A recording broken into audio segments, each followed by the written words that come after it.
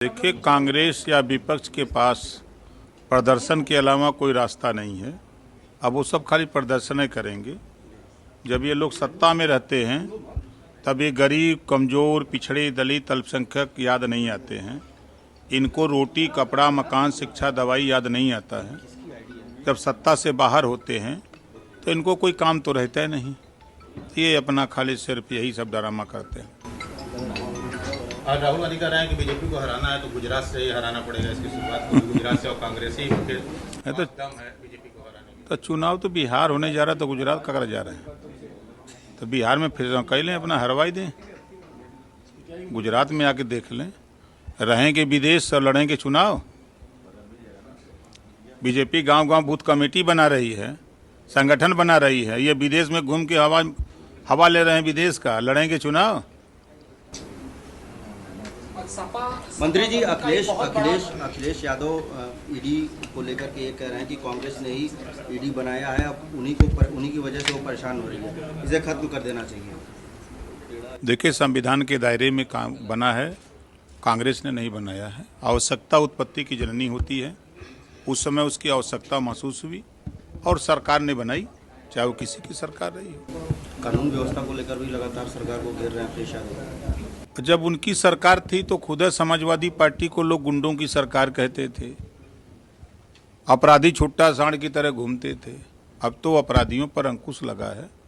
जो बड़े अपराधी हैं या तो जेल में हैं या तो कायदे से रह रहे हैं, और अगर कोई अपराध करने की कोशिश कर रहा है तो 24 घंटे के अंदर कानून उनके साथ काम करके सलाखों तक पहुंचा दे रहा है।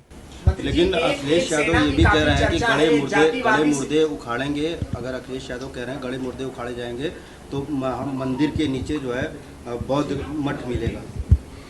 आवश्यकता पड़ती है तो हमने देखा है कि जब कोई आपत्ति करता है, कोई क्लेम करता है किसी घटना में, वो संतुष्ट नहीं है तो गड़े मुर्दे उखाड़े भी जाते हैं। फिर उसका पीएम होता है उसकी संतुष्टि के लिए। ऐसा हमने देखा। से नेताओं से बयान आ रहे हैं मंदिर को लेकर। इंद्रजीत सरोज कह रहे हैं कि मंदिर में ताकत होती तो मुगल लूट के नहीं जाते। अब इंद्रजीत सरोज जी का बयान उनका है, संविधान में तो ताकत है।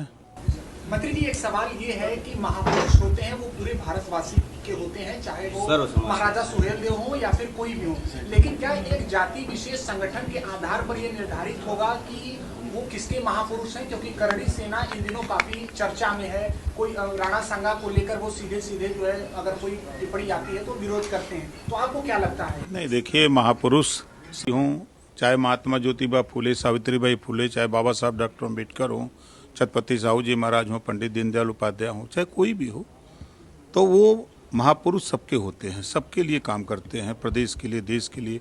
जो उनके विचार होते हैं, जो उनके संदेश होते हैं, वो पूरे समाज के लिए होते हैं, किसी एक जाति के लिए नहीं होते हैं। अगर हम बाबा साहब डॉक्टर अम्बेडकर को ही लें तो बाबा साहब डॉक्टर अम्बेडकर का विचार 3 ही मंत्र है पूरा उनका। शिक्षित हो, उन्होंने किसी एक जाति धर्म के लिए नहीं कहा, उन्होंने पूरे समाज के लिए कहा कि शिक्षित हो, संगठित हो, संघर्ष करो। जो लोकतंत्र है, लोकतंत्र में रोटी, कपड़ा, मकान, शिक्षा, दवाई के लिए आप आगे आओ। इसी तरह हर महापुरुष अपना अपना संदेश दे रहे। मंत्री जी, आपको लगता है कि बंगाल में लगातार हिंसा जारी है, मुर्शिदाबाद में लगातार हिंदुओं के साथ? देखिए, बंगाल में वास्तव में राष्ट्रपति शासन लगना चाहिए, इस नाते कि हाई कोर्ट ने टिप्पणी की है और केंद्रीय रिजर्व बल मांगा है, तो कहीं न कहीं महसूस किया है तब न। तो हमारे हिसाब से तो जिस तरह वहाँ घटना हो रही है और जिस तरह कोर्ट टिप्पणी कर रही है, लोग मारे जा रहे हैं, भाग रहे हैं लोग छोड़ कर के प्रदेश, तो वहाँ राष्ट्रपति शासन लगाने की जरूरत है।